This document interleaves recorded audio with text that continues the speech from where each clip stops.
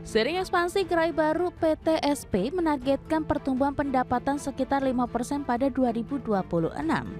Sementara untuk laba bersih, Persero membidik kenaikan di kisaran 10 hingga 15%.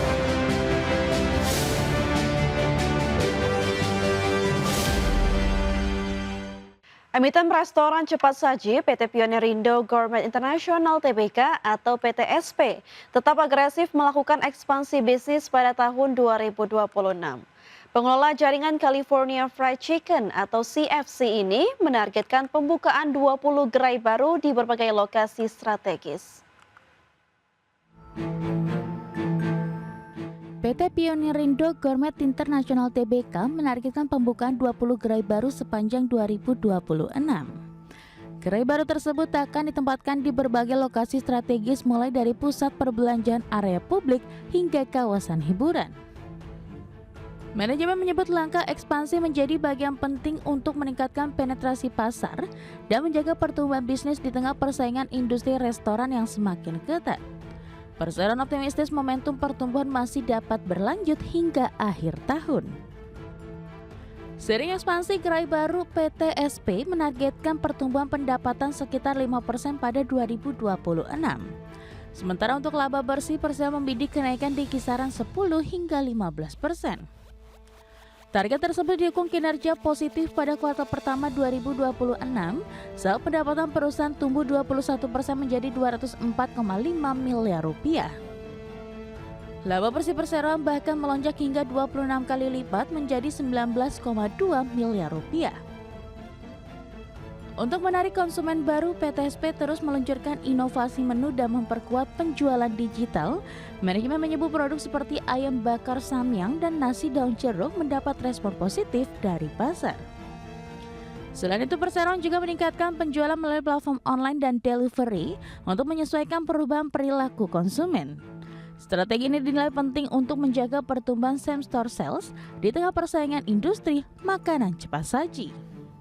Meski tetap ekspansif, PT SP mengaku kondisi daya beli masyarakat masih menjadi tantangan bagi industri perseroan. Kenaikan harga bahan baku dan kemasan juga menjadi faktor yang terus dipantau oleh perseroan. Untuk menjaga daya saing, perusahaan melakukan efisiensi internal dan menjaga harga produk tetap kompetitif.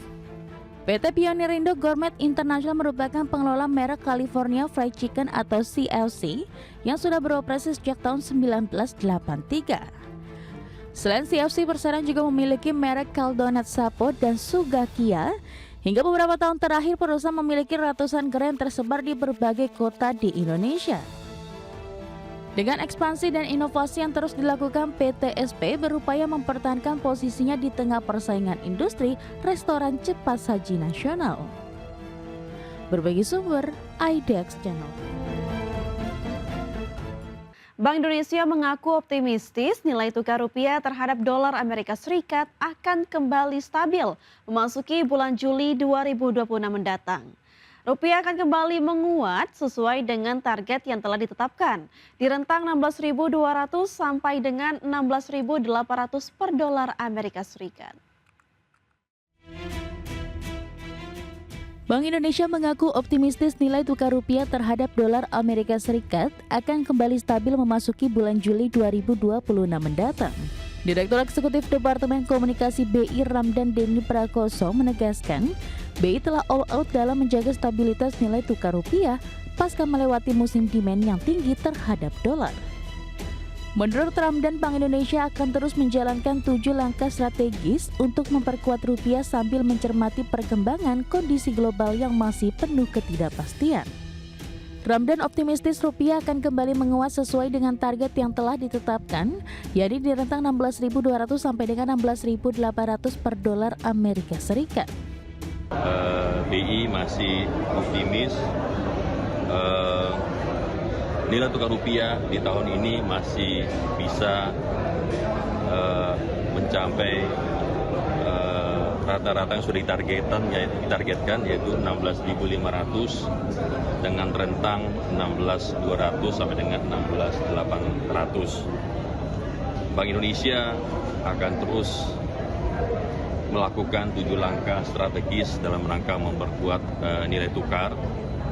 dan tentunya kita akan selalu mencermati kondisi terutama di global.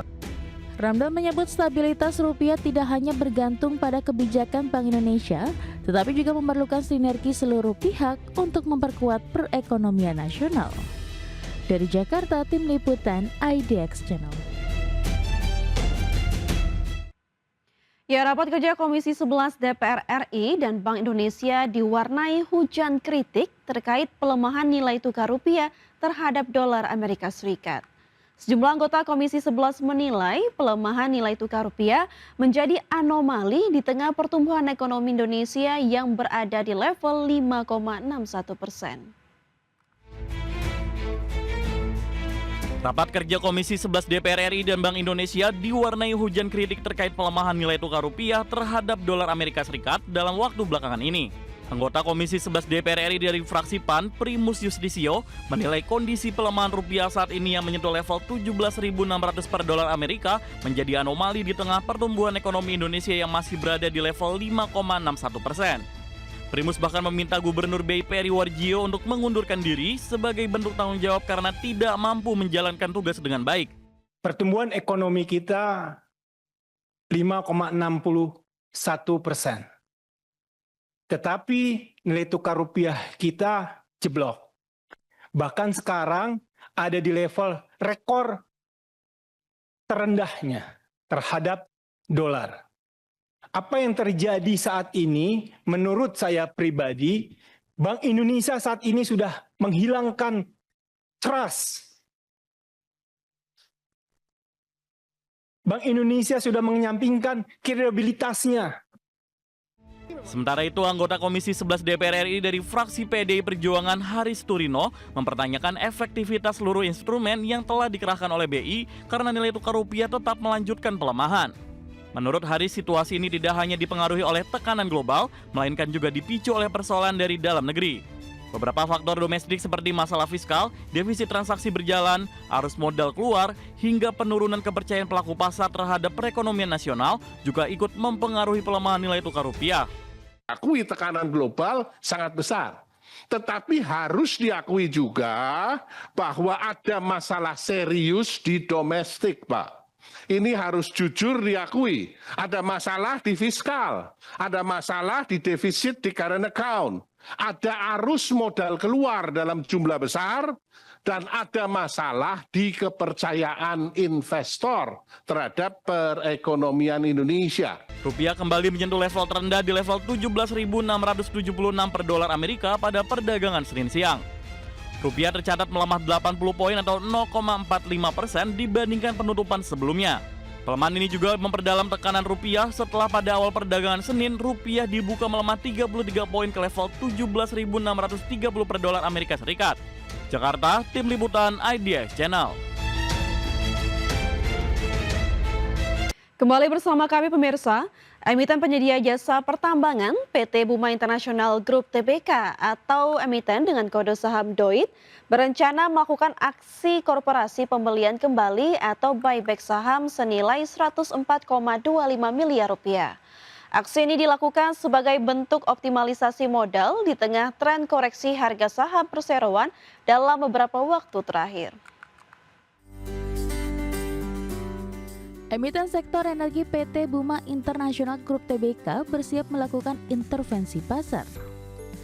Berdasarkan keterbukaan informasi, Bursa Efek Indonesia Perseroan mengumumkan rencana buyback hingga 320.769.300 saham atau setara maksimal 4,36% dari total modal ditempatkan dan disetor penuh. Manajemen mengalokasikan dana segar mencapai 104,25 miliar rupiah untuk merealisasikan transaksi yang ditargetkan rampung selambat-lambatnya pada 24 Juni 2027 mendatang. Guna melancarkan langkah tersebut, Perseroan akan meminta restu pemegang saham dalam rapat umum pemegang saham luar biasa atau RUPSLB pada 24 Juni 2026.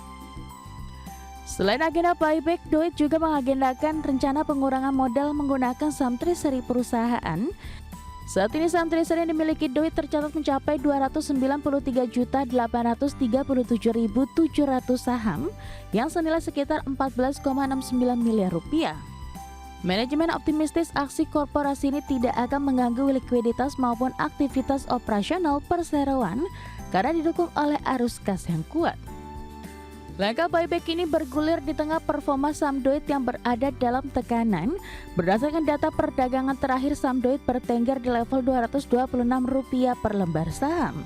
Secara kumulatif, harga saham perseroan telah merosot 27,56% dalam 3 bulan terakhir, serta mencatat koreksi hingga 28,48% secara year to date sepanjang tahun berjalan ini.